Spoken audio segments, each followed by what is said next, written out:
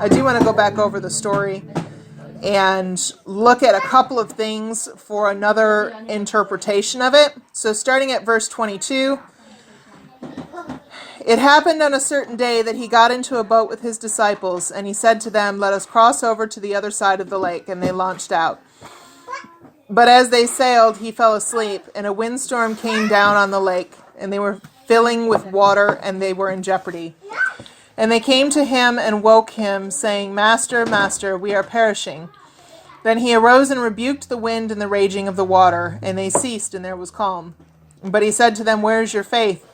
And they were afraid and marveled, saying to one another, "Who can this be? For he commands even the winds and the winds and water, and they obey him." So they sailed to the country of the Gadarenes, which is opposite Galilee. Okay, so there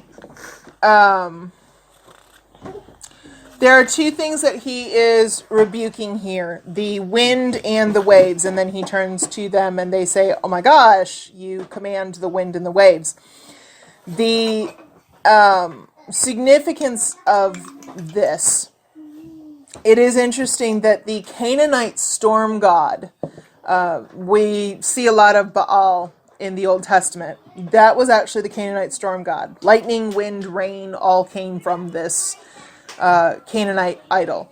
We have a Ugaritic tablet. Ugaritic is a language that was used then, from about 200 BC, where Baal, the god Baal, goes to war with the god Yom, who is the god of the sea, the deep, the disorder. So Baal and Yom might have faded somewhat into the background of the Greek and Roman gods in this Roman-occupied Palestine, but after hundreds and hundreds of years, thousands of years of struggling with the Canaanites as part of their heritage and the Canaanite religion, then it might be assumed that these disciples had at very least been exposed to the idea that storms are when two gods go to war. Not that they, as monotheists and as people who followed Yahweh, would have believed this as an actual, that's what's actually happening, but that they would have the idea that this is the legend, the myth. Kind of like how we explain to kids, when there's thunder and lightning, or when there's thunder in the sky while the angels are bowling, something like that. You say something. Well, they had the idea that it was this conflict between the two gods. Okay. Yes, they're going to war.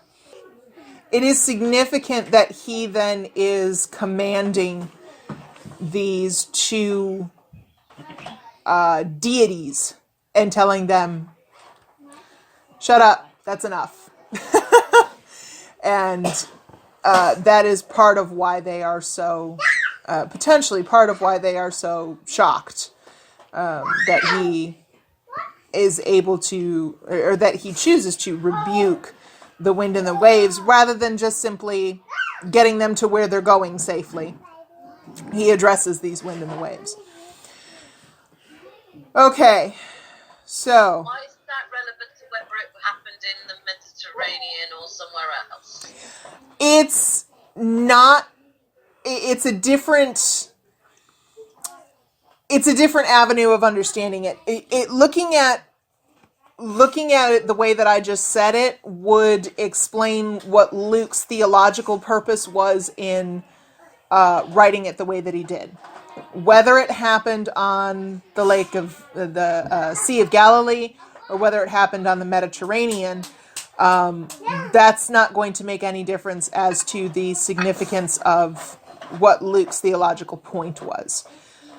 It only makes a difference for historians, the historical aspect of what was happening.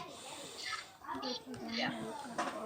Okay, so when he stepped out onto the land, verse 27, there met him a certain man from the city who had demons for a long time, and he wore no clothes, nor did he live in a house, but in the tombs. So he lives in the tombs, very obvious way of saying that he's unclean, because all dead things are unclean. So living in the tombs, he is an unclean person. You don't touch him, and you don't let him touch you, or you're made unclean. And then you're Did barred. other people live in the tombs, or was he unique? It was not a normal thing to live in tombs.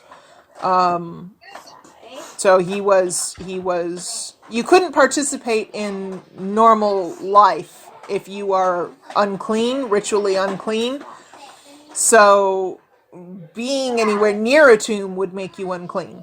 So that's not ideal. So basically, this guy would have been a hermit living among tombs. Yeah. And when he saw Jesus, he cried out, fell down before him with a loud voice, said, "What have I to do with you, Jesus, Son of the Most High God? I beg you, do not torment me." Now is kind of a good time to appreciate just how weird the disciples' lives have gotten. They were just normal guys and normal fishermen or, workers. And now this is the sort of thing that they see on a daily basis. And again, just as we had before, when the demons are addressing Jesus, we don't know what the tone is of this. We don't know whether they're identifying him with respect and fear, or whether they're deriding him and insulting him, or whether they're threatening him. We don't know what the tone is of what they're saying, and you can read it in any number of ways. For he had commanded the unclean spirit to come out of the man, for it had often seized him, and he was kept under guard, bound with chains and shackles, and he broke the bonds and was driven by the demon into the wilderness. Okay. The man ran into the wilderness. The what? The man ran into the wilderness once the demon had left him. Yes. The man would run into the wilderness under the influence of this demon. Oh, So- right, this is before Jesus had done anything. Yes, before he did anything. I want to talk a little bit about demonic possession, and how we address it in today's how we address it in today's day and age. What do you do with this passage? Do you disregard it as being factual and say the writer made it up to prove a point, to make some kind of a theological point? Do you explain it away with mental illness and say, well, the guy must have had schizophrenia, and the ancient people were just too stupid to understand any kind of mental illness, so they clearly thought that everything that was sickness or mental disease had something to do with a demon. That is one approach. Do you make some kind of a distinction between the demonic possession, which is just too weird to believe? We don't believe in demonic possession, so to speak. But you allow for spiritual oppression, which is marginally less difficult to believe if you can back it up with a lot of theological language. Jargon. Yeah. How do you deal with this idea of somebody who is possessed and does all of these crazy things under the influence of a demon? Or multiple demons. Or multiple demons, yeah. I'm going to go with mental health because of how they treated the people with any form of skin condition. They considered that to be a sign of uncleanness and badness. And for that reason, I'm going to go with the mental health one. Okay, so that it was a mental illness, and they chalked up mental illnesses to demonic possession, but now we understand that this is not so much demonic as scientific, and we can approach it that way. That's not a wrong interpretation, but I don't think it is the Point. only interpretation of this. And different people at different points of their understanding will go with any of those ideas, either just disregarding it, and focusing on the theological, or explaining it as mental illness, or making the distinction between demonic possession and spiritual oppression. Different people do different things with it depending on their personal experiences. So there's not really a clear right or wrong answer to what to do with this passage. Does anybody else have any ideas about how to deal with the idea of demonic possession in a passage like this? Well, it's very difficult to say because we don't really have any way of observing or measuring spiritual influences. So we can't just say, oh, with this person it's a mental illness, with this person there's a demon, because it's not science. You can't just say, you can't determine what the cause of the actions are. And it may be potentially both. It may be that a demonic influence is causing a mental illness. Yeah. It's very difficult to say. Considering we don't have the science to back up exactly what a mental illness is. You know, somebody could be depressed, someone else could not be depressed. All the science, brain chemistry, etc., could be identical. There's still one that's depressed and one that's not. So, if you call it a mental illness, that doesn't mean to say you're saying that it's explained by science, because we don't know in science what causes mental illness yet. Yeah. Yeah. I would agree with that. And I also notice that there are some times here in the text where Jesus performs an exorcism and then the person comes good. And as soon as the demon leaves, the person is all better. There are other times when it specifies first he casts out the demon and then he heals the person. And that it's actually two different acts put together. Yeah, but again, you just cut out at the end. It's actually two different acts that get put together. He first casts out the demon and then heals a person. So there is times when that happens as well. So there is evidence that sometimes there's things that are demonic and sometimes there's things that are not. And sometimes you do have both going on. But it's not a good idea to minimize this too much. Or to make a blanket statement. Yeah, to make blanket statements of it. Jesus doesn't minimize this. Yeah, we have, in our day and age, we have this tendency to want to say the spiritual and the demonic and all of these things aren't really real. We can explain all this stuff now with science. We don't need to believe all of this. But if you really do believe that Jesus was God, then it definitely implies the existence of a lot of other things. Jesus interacts with these demons and does it very forwardly. So he doesn't minimize it. He interacts with them, he gets them to reveal their name, and then he conducts an exorcism.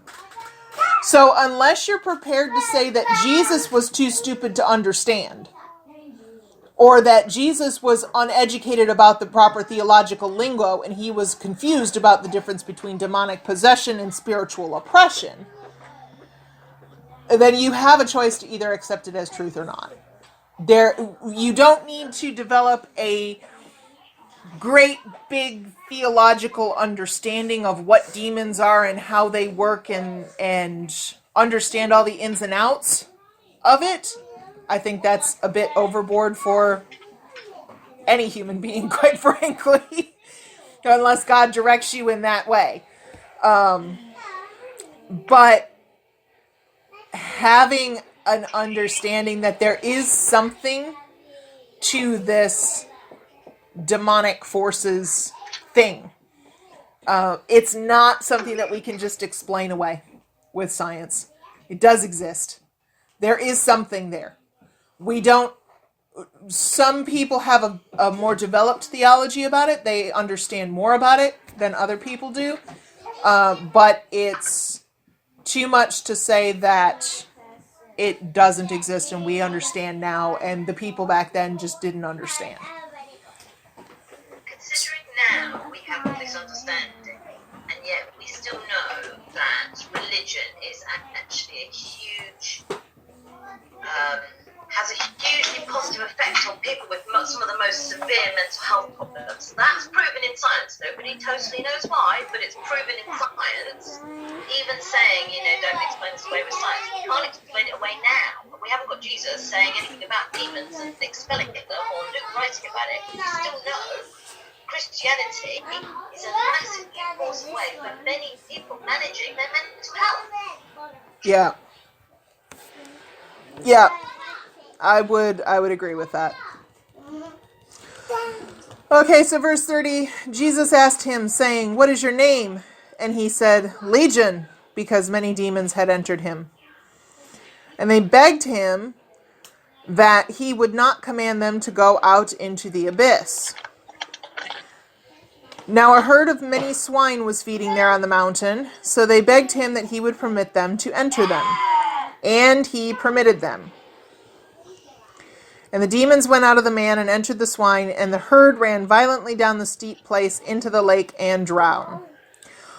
Why does Jesus allow the demons to do this? Well, where is this happening?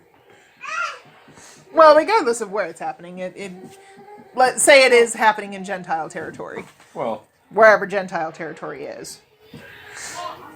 I'd say, why does he let them choose? Why doesn't he decide they don't deserve to choose their fate? Well, what does it matter? They got drowned with a pig, so don't they just leave the pig anyway and be dead? Yeah, well, they're spirits, so they didn't die when the pigs all Yeah, died. what is But the why did? abyss in order to... Deep. Well, the Like, abyss if they don't just. die with pig, it must be different because the abyss is worse than going into a pig. Yeah, a place of non-existence. The abyss would be a place of non-existence. But they wouldn't It's find my the pigs when Bible. they're dead though, so they'd have to then leave the pig and go to somewhere else, I suppose. I guess if he gets cast into the abyss, there's no coming back maybe Yeah. to torment people, but if you get in the pig, then when they die, they can get out of it and go into someone else. Mm. which does beg the question, why did Jesus let this happen? Mm-hmm. Why That's does Jesus kind of- let anything happen? He's learning a lesson. Yeah, it does kind of point out that there's probably a lot more going on than what we know. There's who What knows is relevant to what the time elements or what in the religion? realms could be going on in the background of this The- that we do not know anything about. The only significance of the pigs is that they were an unclean animal. They So, were considered for the already an Jews. unclean animal with what the religion was at the time. There could have been something. It could have had some kind of religious significance. I hadn't thought about that. It could have some kind of religious significance to Gentiles, depending on where they were at. Pigs, not pigs, in Hindu cows, obviously, they're Yeah. very strong. So if you wanted it back at the time, there was any sort of animal that he chose. Yeah, that's possible. Putting him into the pigs means that the roll effect goes to people whose pigs they were. Whereas if he just told the demons to go into the abyss, then the people wouldn't have been affected. Mm. So I reckon there was some kind of other lesson or meaning behind it. this is a bit far-fetched potentially, but if the demons get permission from Jesus to go into the pigs, once the pigs go into the water and they die, those demons may not be able to repossess another person. Yeah, it's All speculation. sorts of, I mean, there's so many different Yeah, what are they things that gonna you can do? speculate. Because the abyss is worse than the pigs. Yeah. They might go for another pig. I don't know. It's. Okay. I have heard the theory that this was still in Jewish territory, and because of that, the pigs shouldn't have been there. I've heard that too. I have heard that too. I do find it a little difficult to believe that there were enough pigs to house Legion in a Jewish territory. Didn't it say like 1,000 pigs or something? Well, a legion is A third of pigs, I guess it doesn't say. yeah, it's Doesn't specify. quite a lot. But okay, See, now this is where I have a problem with Bible stuff. Because the pigs weren't doing anything wrong. They were just there. And to me, But the pigs can't do the anything God, right, the can Christianity that I believe in, wouldn't then go and take an innocent something and go, right, okay, we'll just kill them. And that genuinely, and maybe it's because I like animals, but I don't think so. I think it's more than that. It's always been a big barrier for me because we're going along with these stories and I'm going, I get a much better understanding. Then something like that happens and I'm like, what were the pigs doing wrong? They were just there. They weren't bad pigs. They were just there. And now we've killed them all. To save I agree with you. I do agree with you. And that is actually precisely the thing. That is precisely the thing that I struggle with this passage is what were the pigs doing wrong that Jesus allowed this to happen? It may have had something to do with some sort of sacrificial theology, like that there had to be a sacrifice in order to cover the sins of this guy or something. I don't know. Yeah. Again, it's speculation. But if that were the case, it's odd that Jesus would use pigs as a sacrifice. Yeah. There are other ancient accounts. Sorry, all of Justin's bit just cut out as to what his explanation was. Sorry. Some kind of sacrificial element to it. But it would be unusual for the pigs to be considered a sacrifice because pigs were unclean, and who would they be sacrificing to? Because Yahweh doesn't want pigs for sacrifice. So, but there. Okay. It could just be like you said about the locations. It's who's telling the story, and the person telling the story has got in his head pigs are unclean, therefore they are expendable. And it could just be that. I get that now. I have a better understanding of that. It could be, but it doesn't change. Either this happened or it didn't. If it didn't happen, then it would make sense how somebody who didn't care much for pigs could make up a story like this and say, well, I make up this story using pigs because pigs are expendable. But if it actually happened, then there has to be a reason why Jesus allowed this to happen. So it depends on your view of whether or not something is historically credible. There are other accounts of exorcisms from around this time period, where the spirits or the demons or the whatever entities ask the exorcist for favors. So there is a precedence for this kind of this kind of motif. In the Egyptian folktale of Ben-Teresh, which predates Jesus by several hundred years, there's this deity that negotiates with an evil spirit of illness to secure the healing of a princess. So deities negotiate with evil spirits in legends and folklore of the time. This is actually quite common in the mythology of the day, that deities will negotiate with evil spirits. Jesus did not have to negotiate with the demons, but the fact that he did negotiate with the demons actually would have potentially signified to the readers that he was assuming the position of the deity. So that is one potential explanation for why he entered into this negotiation. He didn't have to negotiate with them.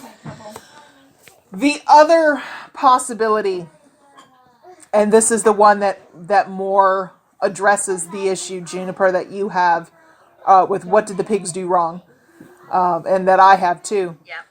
is that the destruction of the pigs was the confirmation to the man that he was really free of the demons.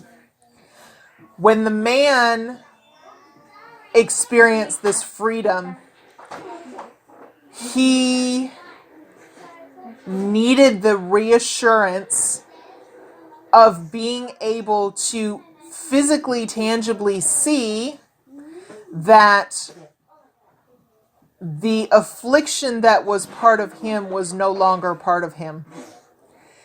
And an entire herd of swine is not worth one human life. Yes, God loves the pigs. God loves every animal. But no animal is worth a human life. Not even a whole bunch of animals are worth a human life. So the pigs dying were the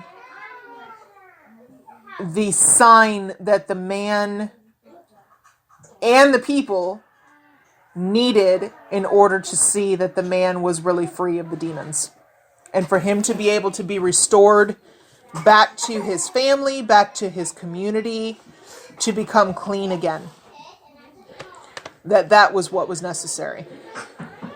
So that does more to address the problem of why would this happen to the pigs. So when those who fed them, the pigs, saw what had happened, they fled and told it in the city and in the countries. So this whole story here with the man and the demons and the pigs is a weird story. And a lot of scholars have been led to believe that it is just sort of embellished. So you basically have three options for how to approach this. You can, number one, accept the text blindly. Don't acknowledge any complications. This is the majority position because most people actually don't know the complications. They don't recognize the complications. They just read it and this is what it says and they just don't really give it too much thought, which is kind of sad because I think it's good to actually think about what you're reading as opposed to just reading it and going, yes, absolutely. But to actually think about it and picture it and look at the difficulties and try to figure out why it's there. Those who do recognize those things, those complications, sometimes will choose to voluntarily ignore them as a matter of faith, at which point they will faith shame anybody who does not blindly accept the text as well, which you get a lot in ultra-conservative circles. Have you ever had a situation where you ask a question and somebody says, basically, how dare you ask that question? We just accept it by faith. Yep. Yeah, and that to me is that isn't my faith. Yeah. In which case, that's not my faith. If I can't question it, if I can't try and come to a recognition within my own mind, then that's not for me, because the God that I have is actually all about you learning, developing, and understanding. So if someone goes, that's the way it is, tough luck, don't question it, you're wrong, then I'm going, I don't know who you are. Yeah. That's thought policing.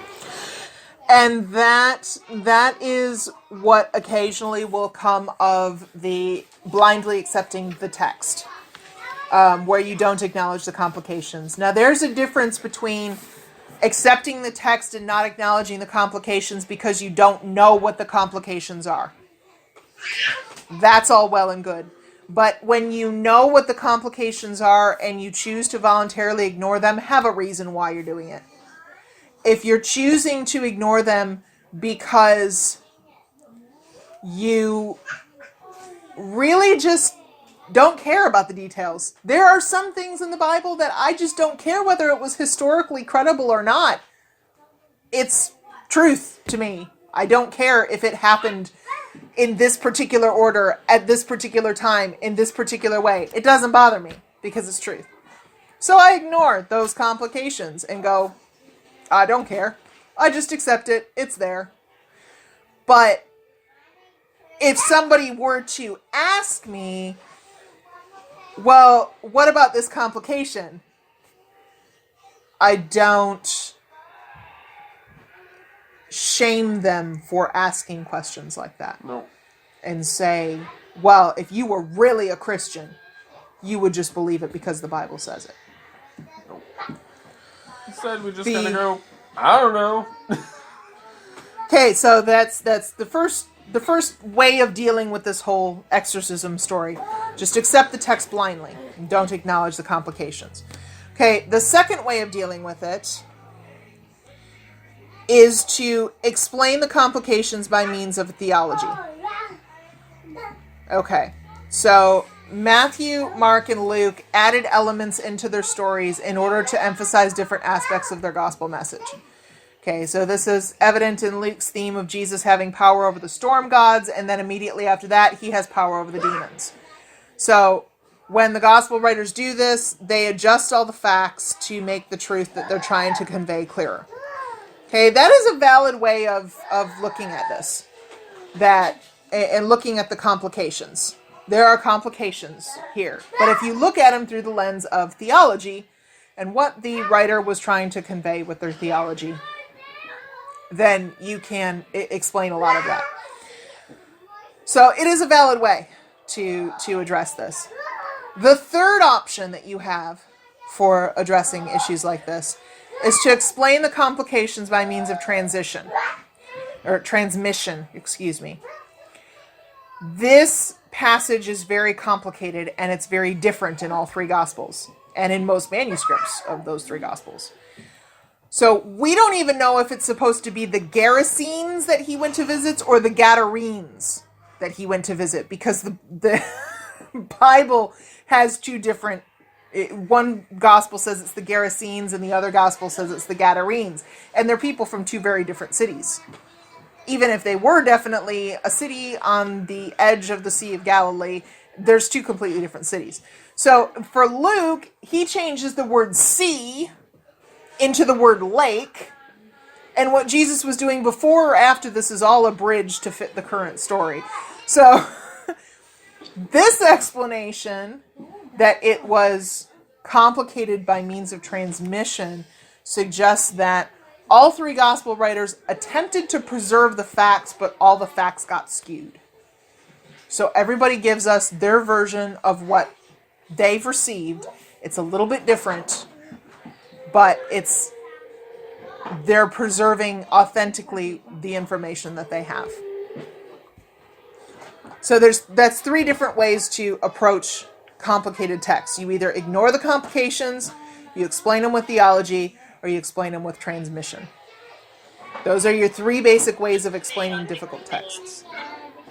Say again? Up to this point, we've had quite a lot of, for me, up to this point, we've had quite a lot of anomalies in a text between the way that people tell the same story And I think anomalies is probably my best one of taking it. It's just how that person chooses to explain it, as opposed to either of the first two. But that's just me. Yeah. They're all valid approaches in different situations, but those are the three approaches. You generally, whenever you have a complicated text, you got to choose which one of those three or which combination of those three you're going to use in order to interpret the text. Okay, then they went out, verse 35, to see what had happened, and came to Jesus and found the man from whom the demons had departed sitting at the feet of Jesus, clothed and in his right mind, and they were afraid. So in the last pericope, the disciples were afraid of Jesus, who effortlessly exercises all of his control over the sea. And now the Gentiles are afraid of Jesus because he has power over the demons. And these are Gentiles who are comfortable with multiple gods and spirits working in the world. This idea that there are gods and spirits everywhere. Now here's this new guy with the power of the gods. And they He's want... just walking around. Yeah. And they want nothing to do with another god to appease. And the only way that they have to understand Jesus is as another deity, which is ironic since he actually is God. But they don't want any gods around because gods tend to wreak havoc on the people. So please go away. They also, who had seen it, told them by what means he who had been demon-possessed was healed. The whole multitude of the surrounding regions of the Gadarenes asked him to depart from them, for they were seized with great fear. And he got in the boat and returned. And this is Jesus' only recorded venture into Gentile territory, not including his pass through Samaria and John. Now the man from whom the demons had departed begged him that he might be with him, but Jesus sent him away, saying, "Return to your own house and tell what great things God has done for you." And he went his way and proclaimed throughout the whole city what great things Jesus had done for him. So it was when Jesus returned that the multitude welcomed him, for they were all waiting for him, presumably back in Capernaum. And behold, there came a man named Jairus, and he was a ruler of the synagogue, and he fell down at Jesus' feet and begged him to come to his house. This ruler of the synagogue, we've seen rulers of the synagogue already. Also in Capernaum. The leaders of the synagogue in Capernaum had come to Jesus on behalf of their benefactor, whose servant was dead, sick. So he was probably one of those people who had come already to see Jesus. So we've probably already met this guy without actually having his name given. For he had an only daughter about 12 years of age, and she was dying, but as he went, the multitudes thronged him. Now a woman having a flow of blood for 12 years, who had spent all her livelihood on physicians and could not be healed by any, quick, how old is Jairus' daughter? 12. And this woman had the flow of blood for 12 years. So 12 years ago, something bad happened. And he's going to fix it. Interesting connection with the two 12s there. Are they related? No, they're not related. No, these two people aren't related, but... She came from behind and touched the border of his garment, and immediately her flow of blood stopped. And Jesus said, "Who touched me?" When all denied it, Peter and those with him said, "Master, the multitudes throng and press you, and you say, 'Who touched me?'" But Jesus said, "Somebody touched me, for I perceive power going out from me." Now when the woman saw that she was not hidden, she came trembling, another person terrified of Jesus, and falling down before him, she declared to him in the presence of all the people the reason she had touched him and how she was healed immediately. And he said to her, "Daughter, be of good cheer. Your faith has made you well. Go in peace." Faith, not magic, not involuntary emanations of power from Jesus that she got by touching him. Her faith. Okay, so there's two daughters in this chapter. Jairus' daughter and this daughter. He said to her, "Daughter, be of good cheer." So both are sick, one has been healed. Will the other one be healed? The expectation is yes, of course, the other one will be healed. However, when he was still speaking, someone came from the ruler of the synagogue's house saying to him, "Your daughter's dead, don't trouble the teacher." Oh, well, that didn't work out the way we were expecting.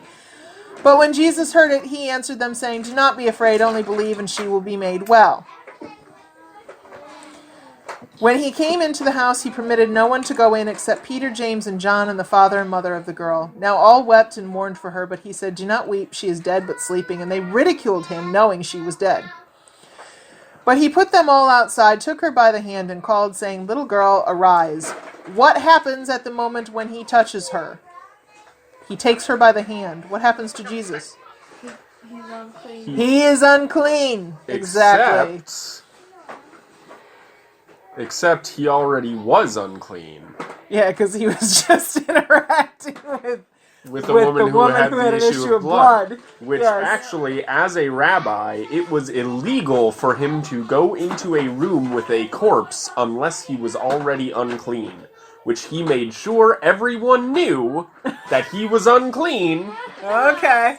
Yep. because he was touched You're by right. this woman with the issue of blood. Yep. You're right. Is that right? Yep. I didn't put that together, but yes, that is right. Okay. Good point. I heard a full sermon on that, and they didn't bring that up. Oh, I've heard lots of sermons on this. But yeah, I hadn't heard that one before, but that's right. That does make sense.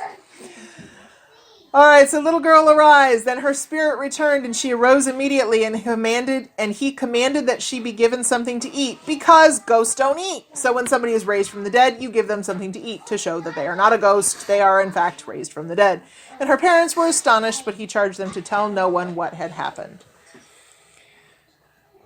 All right, and that is the end of chapter 8, and I think we're actually going to stop there because I'm getting tired.